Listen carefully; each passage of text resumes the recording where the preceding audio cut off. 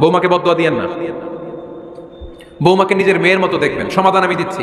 কেমন দেখতে হবে? নিজের মেয়ের মতো। নিজের মেয়ে সকালে ঘুম থেকে ওঠে 11টা, ওইটা সমস্যা নাই। বৌমা কেন উঠলো না, ওইখানেই ঝামেলা। আছে না নাই?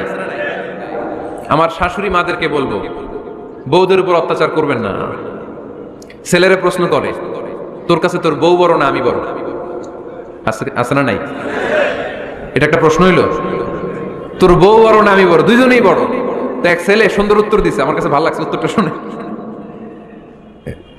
এক মা প্রশ্ন করছে, তোর এতদিন আমি লালন পালন করে বড় করলাম, জীবন যৌবন তোর জন্য শেষ করলাম, আজকে বউ পাইয়া বউ তোর আপন হয়ে গেল? এবার ছেলে উত্তর দিছে, মা, আমার মুখ থেকে মা ডাক শোনার জন্য তুমি কি কষ্টটাই না করছো জীবনে। 10 মাস আমার পেটে ধারণ করলা, খাইতে পারো নাই, বমি করছো, খালি ওষুধ খাইছো, তোমার পেট কেটে আমার বের করা হয়েছে, 2 বছর আমার দুধ খাওয়াইছো, পেশাব পায়খানা পরিষ্কার করেছো। বয়স যখন 3-4 তখন তোমার আমি মা ডাকছি। এই মা ডাকটা শোনার জন্য তুমি এত কষ্ট করছো।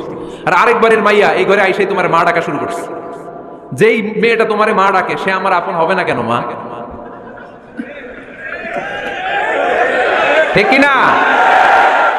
এই মা ডাক শোনার জন্য তুমি এত কষ্ট করলা, আমার লালন পালন করলা, 10 মাস পেটে ধরলা, পেশাব পায়খানা পরিষ্কার করলা, এরপরে মা ডাক শুনতে পারছো।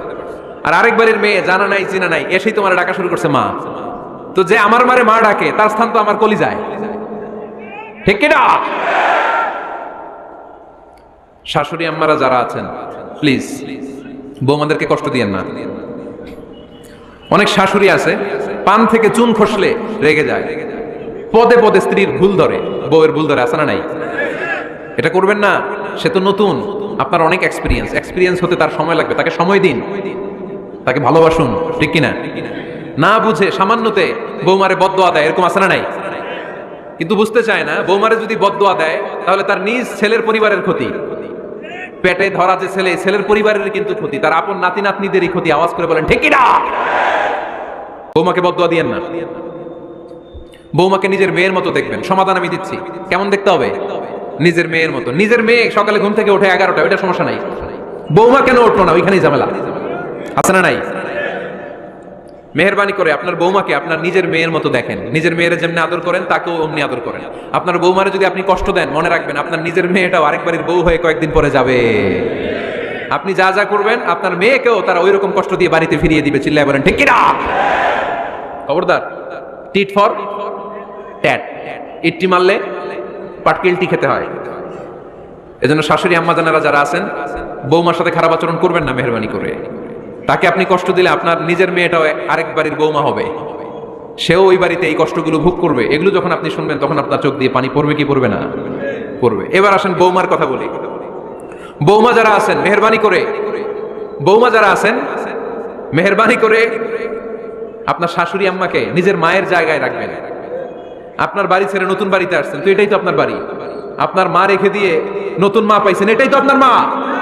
তো ওনাকে মায়ের জায়গায় বসাতে আপনার সমস্যাটা কোথায়? বৌমারা খেয়াল রাখবেন, আপনি আপনার শাশুড়ির সাথে যে আচরণটা করতেছেন, আপনার শেষ বয়সে আপনার ছেলের বিয়ে দেওয়ার পরে যে বৌমাটা আসবে ওই আচরণই আপনাকে ফিরিয়ে দিবে। The nature has its own return. প্রকৃতির একটা মাইর আছে, এটা শেষ মাইর, এটা শেষ খেলা। প্রকৃতির খেলা বড় খেলা। আপনি আপনার শাশুড়ির সাথে যে আচরণ করবেন, আপনার শেষ বয়সে আপনি একদিন শাশুড়ি হবেন, এটা মাথায় রাখবেন। ওই আচরণই আপনি ফিরে পাবেন। আওয়াজ করে বলতে হবে ঠিক কিনা? এজন্য 9 নাম্বার পয়েন্টস হচ্ছে মিউচুয়াল রেসপেক্ট। সবাই যেন সবাইকে ভালোবাসি। দোষ ছাড়া মানুষ নাই, সবার দোষ আছে। আমরা যেন একে অন্যের দোষ না খুঁজি।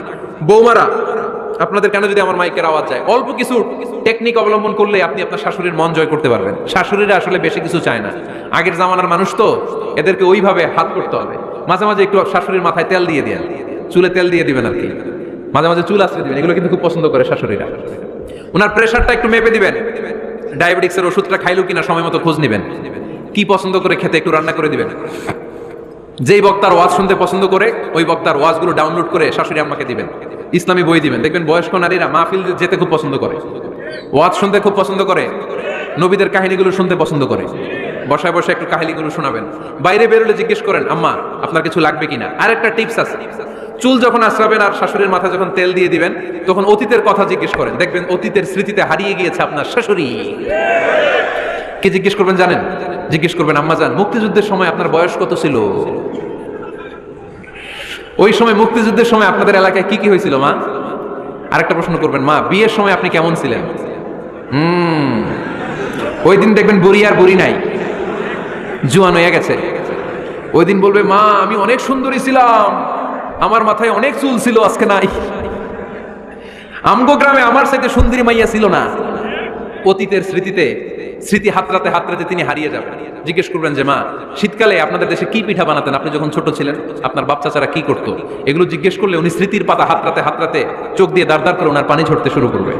আপনার জায়গায়, ওনার হৃদয়ের মনি কোঠায় এমন জায়গায় পৌঁছবে, আপনার ছাড়া উনি কিছুই বুঝবে না। বৌমারা, এই অল্প কিছু টিপস অবলম্বন করে আপনারা আপনাদের শাশুড়ির মনকে জয় করতে পারেন। শাশুড়ি বৌমার দ্বন্দ্ব আমরা চাই না। আমরা চাই শাশুড়ি বৌমাকে নিজের মেয়ের মতো জানো, আর বৌমার শাশুড়িকে আপন মায়ের মতো ভালোবাসো, ঠিক কিনা? এই মিউচুয়াল রেসপেক্টই পারে শাশুড়ি বৌমার দ্বন্দ্বকে দূর করতে, আর ঘরটারে শান্তি টুকরা বানাতে। আওয়াজ করে বলেন ঠিক কিনা? কয়টা গেল? আর আছে কয়টা? দোয়া করবেন একে অপরের জন্য। দোয়া, সাইয়েদনা ইব্রাহিম ফ্যামিলির জন্য দোয়া করতেন, রব্বি জাআলনি মুকিমাস সালাতি ওয়া মিন যুররিয়াতি রব্বানা ওয়া তাকাব্বাল দুআ। ও আল্লাহ, আপনি আমার নামাজ কায়েমকারী বানান, আমার কলিজার টুকরা সন্তান ইসমাইলকেও নামাজ কায়েমকারী বানান, আমার দোয়াটা আপনার দরবারে আপনি কবুল করে নেন। সুবহানাল্লাহ পড়েন। রব্বানা ইন্নী আসকানতু মিন যুররিয়াতি বিওয়াদিন গায়রি যী যারইন ইনদা বাইতিকাল মুহাররাম। ও আল্লাহ, আমার সন্তান সন্ততি, আমার ফ্যামিলিকে ধুধুমরু প্রান্তর এই উপত্যকার মধ্যে তোমার কাবা ঘরের সামনে রেখে গেলাম, তাদেরকে তুমি নামাজ কায়েমকারী বানিয়ে দিও। গোটা বিশ্বের সব মানুষের অন্তর আমার ফ্যামিলির দিকে আল্লাহ তুমি ঝুঁকিয়ে দিও। ওয়ারযুকহুম মিনাস সামারাত, ফলমূল দিয়ে আল্লাহ তুমি তাদেরকে রিজিকের ব্যবস্থা করে দিও। তার মানে সব নবীরা তাদের পরিবারের সদস্যদের জন্য দোয়া করতেন কি করতেন না? আবার কোরআন আমাদেরকে শিখালো, রব্বানা হাব লানা মিন আজওয়াজিনা ওয়া মিন যুররিয়াতিনা কুররাতা আ'য়ুন ওয়াজআলনা লিল মুত্তাকিনা ইমামা। ও আল্লাহ, এমন নেককার সন্তান, এমন নেককার স্ত্রী আপনি আমাকে দান করেন যাদের দিকে তাকালে আমার চোখ দুইটা ঠান্ডা হয়ে যায়। চক্ষু শীতলকারী স্ত্রী দেন। বিয়ে যাদের হয় নাই, ইয়াং ছেলেরা এই দোয়াটা করবা। বিয়ের জন্য দোয়ার দরকার আছে না নাই? প্রতিদিন এই দোয়া করবা, আল্লাহ এমন স্ত্রী দেন, এমন জীবন সঙ্গিনী আপনি আমাকে দেন, এমন লাইফ পার্টনার দেন যার দিকে তাকালে আমার চোখ জুড়িয়ে যায়। এমন সন্তান আল্লাহ আপনি আমার ফ্যামিলিতে দেন যাদের দিকে তাকালে আমার চোখ দুইটা ঠান্ডা হয়ে যায়। নেককার সন্তান, নেককার স্ত্রী আল্লাহর কাছে দোয়া করে চেয়ে নিতে হয়। তাহলে ফ্যামিলি মেম্বার একে অপরের জন্য দোয়ার দরকার আছে না নাই?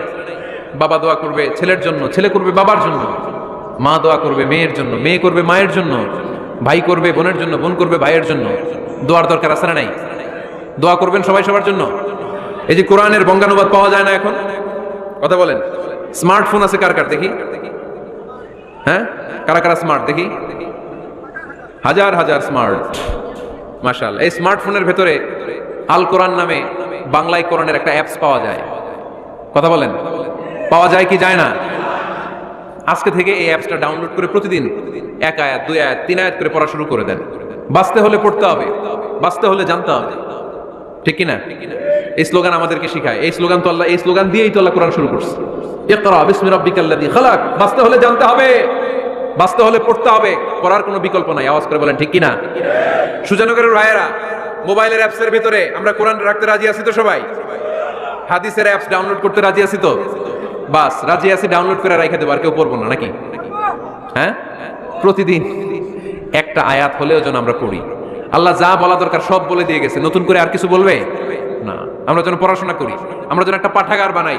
আবারও কখনো আসার সুযোগ হলে আমি জিজ্ঞেস করবো, যদি আমার মনে থাকে যে আপনাদের পাঠাগার আছে কার কার ঘরে, সেদিন সবার হাত তুলতে হবে। এমনি পারা যাবে তো? আল্লাহ তুমি তৌফিক দাও।